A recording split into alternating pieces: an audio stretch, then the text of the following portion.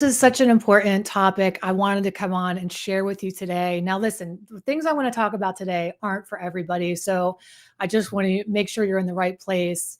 If you can handle a heavier conversation today, make sure that you are out of the earshot of littles. This is a conversation made for people that are in relationships with addicts, alcoholics, or other narcissistic people. And it's so important that we have this conversation now because we just ended Labor Day weekend, right? Here in the US. And anytime there's a holiday or an event, 4th of July, Christmas, New Year's, Thanksgiving, we know as people that are dealing with dysfunctional people that these are not our favorite holidays. These are the times whenever you expect for the best, you hope for the best, you think, man, we're going to go on the boat, it's going to be awesome, we're going to have a great time, we're going to go to that party and it's going to be awesome, and then all of a sudden bad things happen. And that's who I want to talk with today. That's why I just wanted to be here with you and spend a little bit of time. So if that's not you, if you're not in a relationship with somebody who's addicted or narcissistic or toxic or dysfunctional, then this talk really isn't for you. But if you are, I've got you. We're going to talk about today how to handle the phenomenon that looks something like this. Crap went down over Labor Day weekend. Bad things happened. They all the way from a minor infraction where you were but you were mortified and embarrassed at something that they had done over the weekend, all the way to major issues where something bad really did, something even worse happened. Somebody got a DUI, something terrible happened, and everything in between on that spectrum. But I know one thing is for sure: if you're the spouse or a partner of a person who is actively addicted or narcissistic, that they're going to wake up the next day and go, what? Nothing really, come on, nothing really that bad happened. It wasn't that bad. Or they're going to do one of three things after that major event has happened. Number one, they're going to minimize it, or they're going to rationalize it, or they're going to throw a bunch of reasons at you that happened and how it shouldn't have happened. And this all falls under gaslight, by the way. Like, you didn't really see what you saw. It really wasn't that bad. They did not make as big of an ass of themselves as you thought they did, et cetera, et cetera. Or they're gonna guilt you, and they're gonna say things like, you know what, I already feel bad enough about that thing that happened. So if you bring it up and you want to remind me of that thing that happened, you're gonna make me feel 10 times worse, and you're gonna make me want to do bad things. If you try to remind me of all the bad things that happened, I already know, so don't tell me any of this. They're going to guilt you into silence, or they're going to blame you. Why I acted that way? Because of you, because you did that thing and you didn't say you were going to do, and you put me in that scenario, and it's your fault that bad things happen. What is all of this? Why do people that are narcissistic or addicted expect you to just go back to normal after a major event has happened? Why is that? Like, you and I as people, we could be like, man, don't you realize that terrible thing just happened? And they're like, just waking up and like brushing their teeth and making the scrambled eggs like nothing. And you're like, what planet am I on? Is this real? Well, there's a couple of reasons that happens. And the main reason that happens is because denial is part of the disease, the disorder, the psychological disorder of addiction is hand in hand with denial. You cannot have addiction, somebody be actively addicted, and have denial not be a part of that psychological disorder. So scratching your head and wondering in the morning how after this Labor Day weekend, you're waking up and something, after something terrible has happened, and they're acting like nothing has happened, and you're upset. Like, you're like, that's unconscionable. I cannot believe that they're just pretending like nothing went down. You have to remember that denial is intertwined with this. It's a part of it. So what do? If you know that is to be expected, that they're going to wake up now after this big Labor Day weekend shenanigan, blowout, dysfunction junction, okay, cray of a time, and you've been on a crazy train, okay, the hot mess express with this person over the weekend, and now they're acting like nothing. So if you can expect that, what are you supposed to do as a partner or a spouse? Well, your role is to, first of all, check in with yourself and be real with yourself about what happened. over these last couple of days? All right. Did they drive drunk with the children in the car? Did they make an ass of themselves in front of your friends? Did they ruin the whole cookout? Did they make it so you couldn't even go? Did they I don't know. On the spectrum, believe me, you can leave a this isn't to like shame and blame people. This isn't like, oh, let's make them feel bad. It's just because you are so used to being in a relationship with somebody who minimizes and rationalizes, and you're so accustomed to the gaslight that the biggest gaslight you have to watch out for isn't from your narcissistic addicted partner. It's the one you put on yourself.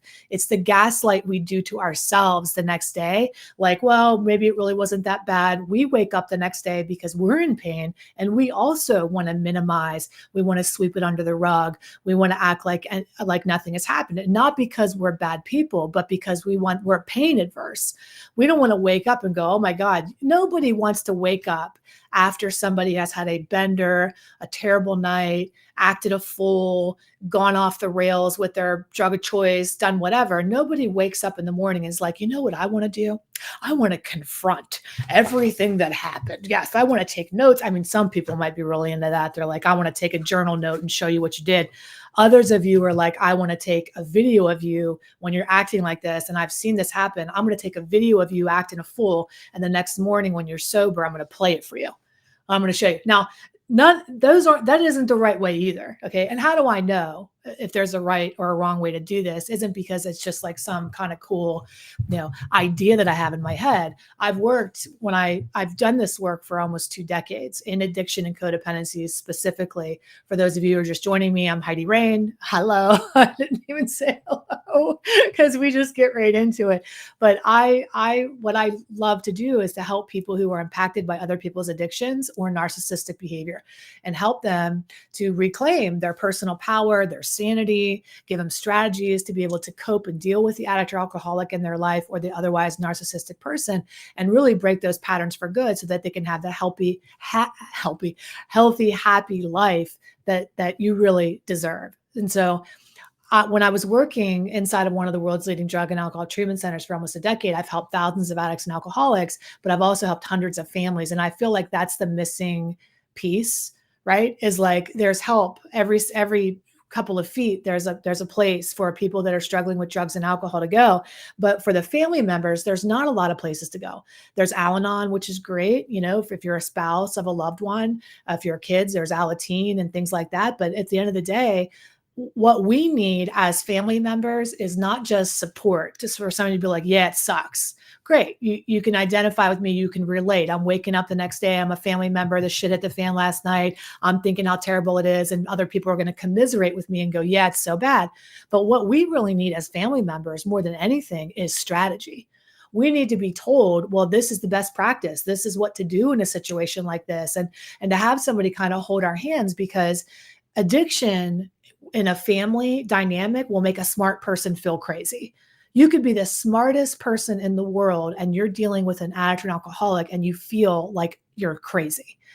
And that's not by accident. It's because the disease is crazy. The psychological disorder is crazy. You're looking at this person that you love and you're like, how can you possibly choose this over this? That's what we say as family, right? We're like, you have over here on this boat, you have your kids, you have me, you have hot dogs, you have hamburgers, you have water, you have this happy life, you have this beautiful family. And what are you doing? You're choosing to be drunk off in the corner and throwing up over the boat and throwing it all away at the same time. It's maddening to us. We cannot wrap our head around why somebody would consciously choose this. And addiction, first thing we need to know as a family member is, I know you're pissed off. I know you're waking up on Monday and you are so mad. You're like, they did it again, Heidi. They promised me they were going to be on their best behavior. They told me they were just going to drink like a little bit. They told me that I could trust them if I took them to that work function, not to embarrass me. They promised me they were going to do the best they could. And then we got there and they lied and they went off the rails and they embarrassed me. And I know you're waking up today and you are pissed off and you have every right to be pissed off. But we need to understand what's really going on here. Is this a choice? Did they make a decision Did they tell you one thing and then pull the wool over your eyes and like hoodwink you into another thing? Addiction is a disease of denial. The person who's addicted is saying to you, I'm not going to drink today. I'm going to be on my best behavior. I'm only going to have 2 drinks today, Martha. Hey, I know I'm going to be on my best behavior. I don't even want to drink today. They actually mean that. There's a part of them that actually believes what they're saying, because addiction is a blind disease. They're like lying to themselves, and they're believing their own lies. So our thing as a family member is when somebody, you're having this big party, this big event, and they go, I'll give you an example in my own life. I remember many Christmases, and the holidays are coming up, and trust me, I'm going to be here for you for every holiday. Okay. But Christmas was coming up, and I'd say to my dad, hey dad, look, hey, Christmas is here. Please don't make an ass of yourself. Please don't fall into the tree. Please don't be drunk. If you're drunk, it's not going to be about, and I would just hope and pray that my dad would like choose me and choose Christmas over alcohol. You know what I mean? And maybe you're in that boat too, where you're like, it's the holiday, it's Labor Day weekend. Just choose the family this time. So we have that attitude, but we're forgetting that addiction doesn't have that kind of freedom. Addiction isn't, when somebody's actively addicted, there isn't a mechanism that has an off switch like a normie would have. And so we can't keep treating our addicts and alcoholics in our lives like normal social drinking people that have an off switch. They don't have it. That's actually like release the hostage. Looking at an alcoholic and being like, I expect you to have 2 drinks today. And if you have more than 2 drinks, you're an asshole and I'm going to be mad at you, is like looking at a dog and being like, I don't want to hear one bark out of you. If I hear a bark out of you, dog, I'm going to be really angry at you. And you're going to promise me that you're not going to bark today. And then you let a mail truck go by. Expecting an alcoholic to have 2 drinks is like expecting a dog not to bark. I mean, it's not reality. And so if we can just say, okay, I have an active alcoholic, I know that they're going to be drinking because that's what active alcoholics do, then I get to decide how I experience that person from now on, right? And what I would say to my dad once I got this notion is I would say, hey, dad, look, you're going to do what you're going to do, but I will tell you this. If you drink on Christmas and you're drunk at Christmas and you come to the house, I will ask you to leave. And then actually, when my dad's drunk on Christmas, I'm not disappointed and that the alcoholic is drunk on Christmas. That's like being disappointed the sun came out today. Suns come out every day and alcoholics drink. Okay. I mean, that's, so instead of being mad at him for that, I would say to be expected, and then hold my boundary and say, well, you're drunk, you've got to go. And that's hurtful, right? Nobody wants to be the person to like leave the party or say, you know what, I'm embarrassed, I got to go. You do your thing, but I'm going to protect myself and our children from this environment. So let's say you woke up today on a Monday.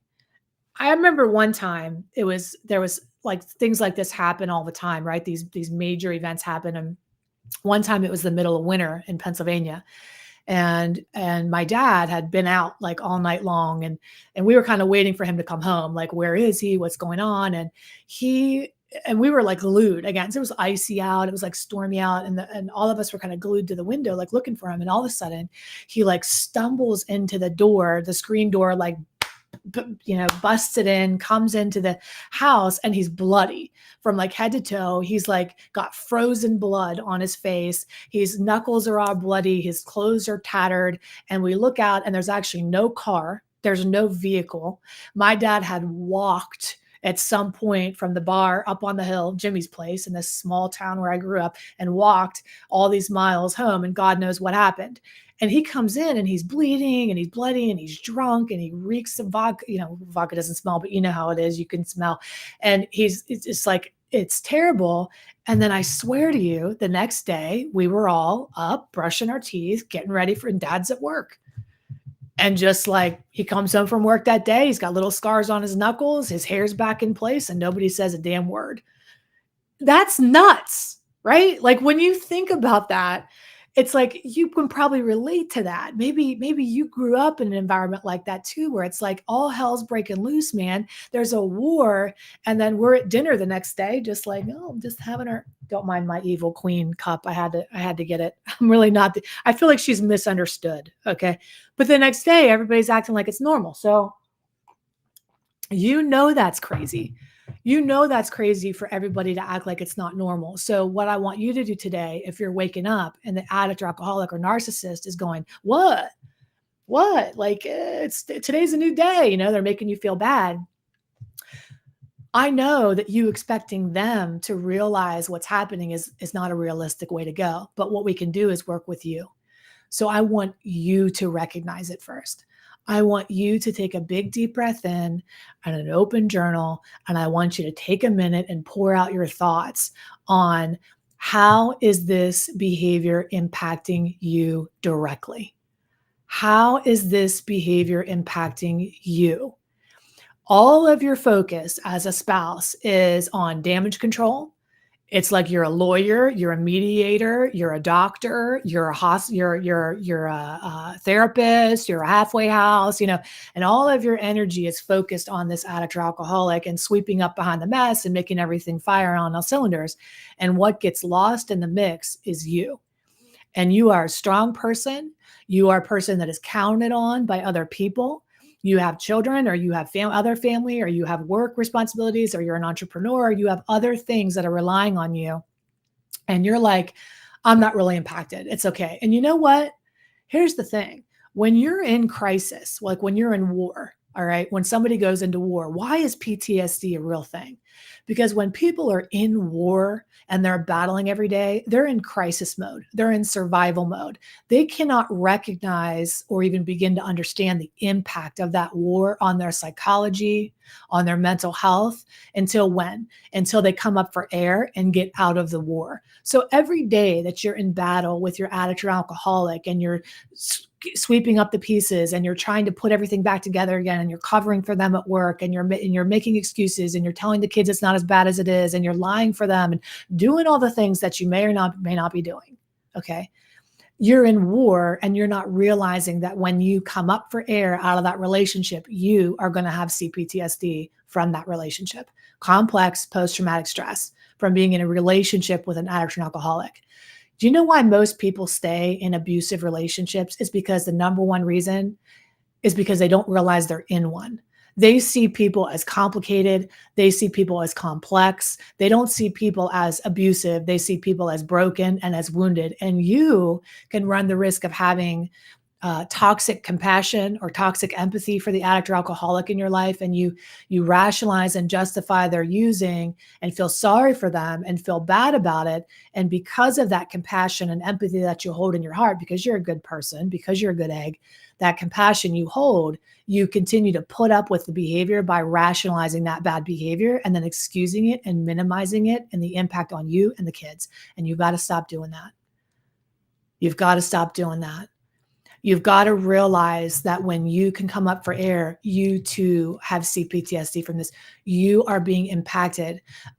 Being in a relationship with an addict or an alcoholic is the same thing as surviving narcissistic abuse. I want you to take that in for a minute. Do you love Dr. Ramani? I know I love me some Dr. Ramani. I know I've watched one or two of those videos, and we can all agree that when we look at a narcissist, we're like, yeah, that jerk. You know what I mean? Look at how they're treating that person. Oh, get out of that relationship with that narcissist. Yeah. But do you know there's no greater narcissist than an addict or an alcoholic who's active in their addiction? There is no greater form of narcissism than addiction. No other narcissist is a bigger narcissist than an addict or an alcoholic. But what's the difference? With a narcissist, we don't understand they're a narcissist because of their childhood trauma. We understand addicts are traumatized and that's why they're addicted. So we don't have the same compassion and empathy we do for narcissists as we do for addicts and alcoholics. But even if you have that compassion, there has to be a line. You can have compassion for somebody and be like, well, they're addicted because this happened and they have unhealed trauma. And you can still say, okay, I can have compassion for your situation and I can feel bad about it. And I don't need to keep tolerating it. I don't need to keep like being concerned about it. I don't need to keep on like squashing and minimizing my own feelings and opinions about this and biting my tongue and keeping my mouth shut to save the peace and walking on eggshells with you. By the way, how's that working? How are those eggshells working for you? You and I both know they're not. They're not working because it's full of tripwires everywhere you turn. You can't, there is no success here. So why do I want you to notice the pain? Because people stay in pain when they don't realize they're actually in pain. It's like, especially for people who grew up in toxicity or dysfunction, it's like your barometer for shit shows is high. You're like, I can function in this. Yeah, this looks familiar. Shit show supervisor. Ding ding. You're like rowing the boat, up the creek. And you know the creek because you've been up it many times with many people before, and you know how to get up the creek. But just because you know how to deal in something like that doesn't mean you should.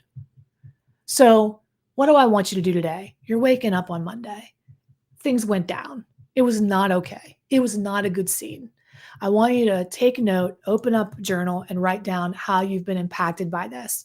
That is the very first step today. Before you sweep it under the rug, before you make it okay, before you call the friends and make a story up, before you do anything else, I want you to take a look at how you've been impacted by this. And I'm going to tell you the key areas I want you to look for psychologically.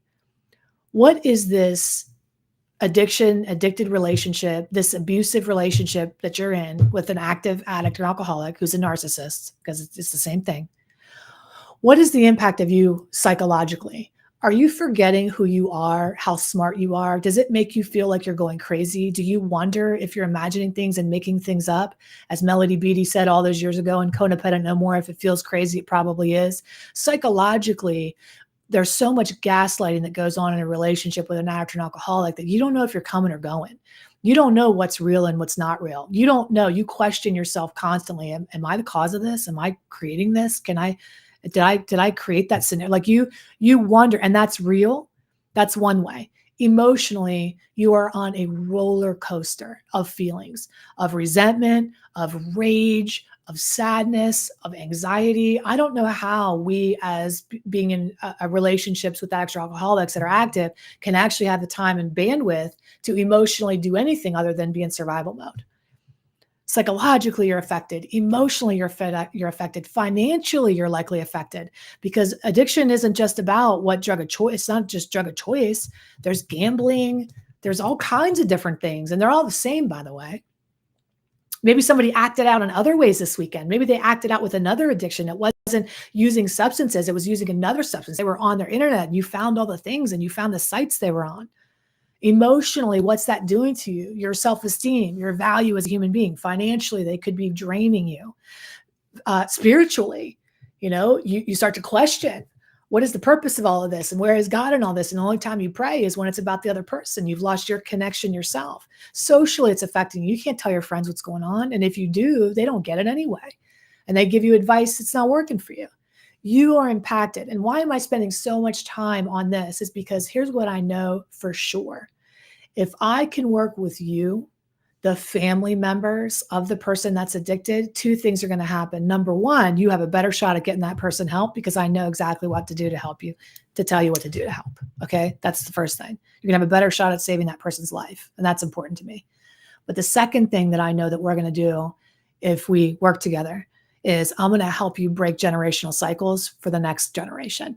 I'm going to help you with your children understand that this relationship that you're in is although we can have compassion, is not an acceptable situation.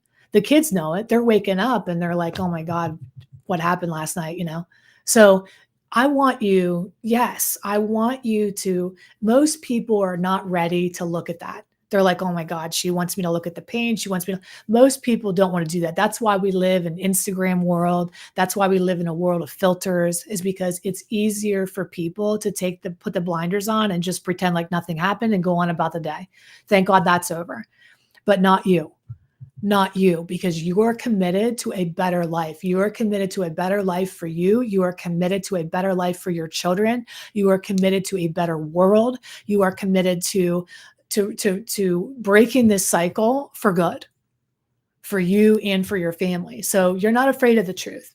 Also understand that the work is not easy. Once you start to realize how much this addicted relationship has impacted you, whether you're in it now or you grew up in it and escaped, the work of unraveling is serious business. Okay, the psychological damage that's been done to you. I've identified 6 different wounds that are a result of being in a relationship with an addict and alcoholic that are long-lasting CPTSD, complex post-traumatic stress, 6 specific wounds that you have, a control wound.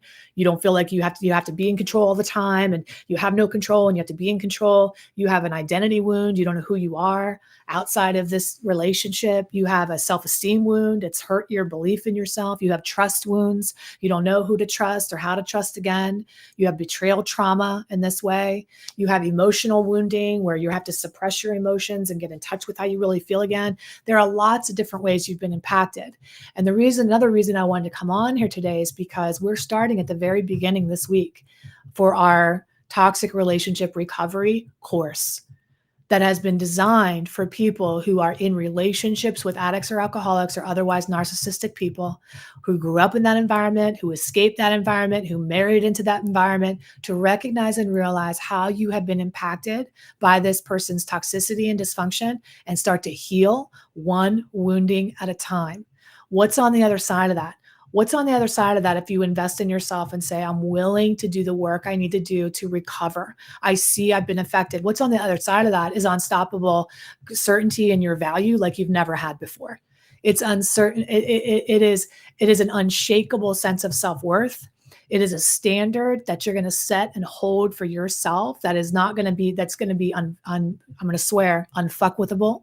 That nobody's going to be able to come into your life and knock you off your access anymore. That in any storm in your life, a person's dysfunction or shit show is spinning around you, and you are rooted in your value and in your worthiness and in your standards, and you never settle again. And any eyes that are looking at you, your daughters, your sons, their children, any eyes that are looking at you will marvel at the person you've become as a result of doing this work.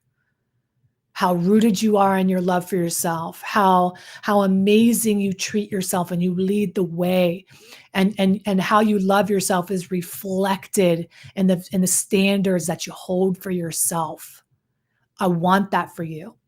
That's why I created this course for you. I grew up in a very toxic environment. I grew up with abuse, addiction, dysfunction, toxicity, trauma. It was not okay. I thought I'd escaped because I was so strong. I became like a high achiever. I was like corporate diva, on top of the world, kicking ass, making money. And I was like, thank God I escaped, right? I got out and I'm fine. And most of us do think we're fine. Even though we grow up in these toxic environments, we're like, well, I got out, I'm okay. But how do you know you're not okay? Is because we get into these relationships where other people are looking at us like, what the hell are you doing? Why are you putting up with this? And we don't know why we're putting up with it. But I do. I do. Everything that is unhealed in us shows up in our partnerships with other people. The way we allow ourselves to be treated, what we tolerate in other people, it's all a reflection. And so relationships are the hardest part. So once I recognize that, man, okay, well, I guess I have some work to do. That's how I created this course. That's how I created the toxic relationship recovery course, was by first realizing that my relationships were dysfunctional. I was self-destructive. I didn't know how to be in relationships with people that were mutually beneficial and loving and supportive. I knew how to self-destruct, and that was it. And so I had to learn how to finally heal once and for all. And once I did that, then I started teaching it to hundreds of other people. And obviously we have amazing results. People who have been in relationships with addicts or alcoholics who worked with me to set the standard, okay, and worked to get their loved one well and in treatment, and people are sober years later. I have families that are reunited. I have relationships that are restored. I have families that are healed. I have families that have come together, families that are happy and healthy and whole. The children are okay. Everybody's okay. And I have other people who realized that relationship was not good for them and they got out. But guess what? Some of them got into the new thing. Some of them are in relationships now with the person they were always meant to be with, the one that really lights them up and lights their soul on fire, and they feel ecstatic and happy to be in it. And other people are just fine being all by themselves, and they love that path. So I don't have an agenda. I don't tell you have to fix this or you have to leave or walk away, but I do know that you need the wisdom to know what to do, to find out, and you need somebody to hold the space for you long enough so you can figure out what it is that you need and want to do. and I can be that person for you. So if you're interested in the toxic relationship recovery course, I want you to leave a comment right here. I'm going to reach out to you on any platform that we're on. I'm going to be sending you a message, or you can go over to HeidiRain.com right now and you can have a look at our toxic relationship recovery course. What we do is we offer a self-study course. You can purchase it right now and get started on your healing at this very moment. And then every Wednesday night at 7 p.m. Eastern, I hold a live coaching circle, a live coaching group for an intimate number of people to walk you through this course week by week. If you want to be considered for that, if you would like for me to personally coach you and come alongside of you week by week, then I want you to go over to HeidiRain.com and send me a message. You can email me right there and just say, please coach me. And I'm happy to talk with you about how to come inside of this intimate environment on Wednesday nights. We start from the very beginning of the course this week. So now's the time, my love. If you're sitting around thinking, well, Heidi, I don't know, maybe last week, this weekend, Labor Day was a fluke. Maybe they will do better. They woke up today and they swore they got it. They told me, Heidi, I'm never going to drink again. I'm never going to do that again. I see my error of my ways. I want you to understand that denial and lies is the language addiction speaks in. It doesn't know any other language. Denial and lies are the language of addiction. And so even though your loved one believes that they're going to stop hurting you, unless there's an intervention and a long-term treatment plan, hurting you is inevitable. All right. And I don't want that for you. I want you to be equipped. I want you to have the tools. And now's the time to take the tools. This is the time. Divine appointment here now. What are the odds? It's Monday afternoon, or I don't know, Monday night, whatever time you're watching this. What are the odds you're going to watch this? What are the odds this is going to come across you? It's divine appointment. It's a message that's meant for you. I want to help you. You deserve to be happy. You deserve good things. You deserve to have a relationship that mirrors your value. You deserve to see your value. You deserve to be equipped with the strategies and tools to turn this thing around and to save your family from any more heartache. All right. I love you. I'm going to go back in and read all these comments now and reply to everybody because I can't talk and read at the same time. It's a little too much for me. I love you. Take excellent care of yourself, and I'll see you in my inbox.